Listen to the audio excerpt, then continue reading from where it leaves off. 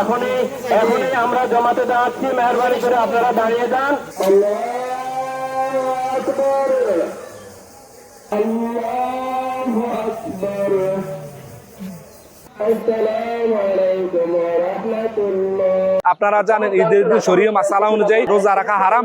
2017 সালে ইসলাম ফাউন্ডেশন আমাদের নিয়ে বৈঠক করেছিল, সেখানে ওনারা আমাদেরকে ভুল প্রমাণিত করতে পারে না। হাদিস শরীফ আছে সুমুল ইরুয়াতি ওয়াক্তুল ইরুয়াতি, সর্বপ্রথম চাঁদ দেখার ভিত্তিতে ঈদ রোজা পালন করে। হানাফি মাযহাবের চূড়ান্ত সিদ্ধান্ত হয়েছে বিশ্বের যে কোনো প্রান্তে চাঁদ দেখার খবর পেলে ঈদ রোজা পালন করা। তো সেই হিসাবে সাধারণ দরবার শরীফের প্রতিষ্ঠাতা বিশ্ব মুফতি আল্লামা ইসহাক রহমতুল্লাহ 1928 সাল থেকে ঈদ রোজা পালন করে আসতেছেন, আজকে প্রায় 98 বছর ধরে। তো আমরা সেই হিসেবে সর্বপ্রথম চাঁদ দেখার ভিত্তিতে, বাট নট সৌদি আরব, আপনারা জানেন সর্বপ্রথম চাঁদ দেখার ভিত্তিতে গত 2-3 বছর আগে এবং 1986 সালে, এবং এভাবে আমরা অনেক বছর ঈদ রোজা পালন করে আসছি।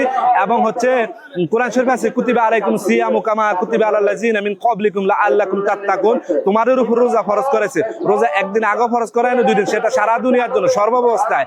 আজকে সারা দুনিয়ার বুকে 20 মার্চ, কোথাও 21 মার্চ নাই, কোথাও 19 মার্চ নাই। আজকে সারা দুনিয়ার জন্য শুক্রবার, কোথাও শনিবার নেই। হয়তোবা সময় কোথাও 3 ঘন্টা আগে, 3 ঘন্টা পরে, 4 ঘন্টা আগে, 4 ঘন্টা পরে। তো সময়ের জন্য আমরা একটা ফরজ রোজাকে নষ্ট করতে পারি না, আপনারা জানেন ঈদের শরীয়ত মাসালা অনুযায়ী রোজা রাখা হারাম। আপনারা জানেন 2017 সালে ইসলাম ফাউন্ডেশন আমাদের নিয়ে বৈঠক করেছিল, সেখানে ওনারা আমাদেরকে ভুল প্রমাণিত করতে পারে না। এবং সারা বাংলাদেশে বিভিন্ন জায়গায় বহু মোনাজারা হচ্ছে, বিভিন্ন জায়গায় ওলামায়ে কেরামের সাথে বাহাসের আলোচনার সবাই বসেছেন, কিন্তু পরাজিত হয়েছে সব জায়গায়। আমার সাথেও কয়েকটা বাহাস বা আলোচনা সভা অনুষ্ঠিত হয়েছে, আল্লাহ পাকের মেহরবানি আমরা বিজয়ী হয়ে এসেছি। এভাবে এখনো যদি কেউ আলোচনায় বসে, আল্লাহ পাকের মেহরবানি বিজয়ী আমরা হয়ে আসব।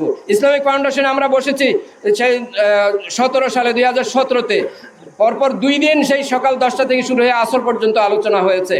পরপর 2 দিন না, 1 মাস পর আবার আরেক তারিখ, এভাবে 2 দিন আলোচনা হয়েছে। ওনাদের হয়তো ভাবনা ছিল আমাদেরকে একেবারে ঘায়েল করে শেষ করে দিবে, ওনাদের আমরা পরাজিত বলে ঘোষণা করে দিবে, কিন্তু সেটা ওনারা পারেন নাই। বরং সেখানে উনি যেটা ঘোষণা দিয়েছেন, সভাপতি যিনি ছিলেন আবদুল্লাহ সাহেব, পরবর্তী তিনি ধর্ম উপমন্ত্রী হয়েছেন, উনি ঘোষণা দিলেন, উনি সভাপতি ছিলেন তখন। তো উনি ঘোষণা দিয়েছেন, আমরা যখন আমাদের সরকার পক্ষের আলেমদের বক্তব্য শুনি, তখন মনে হচ্ছে যেন ওনাদের এটাই সঠিক।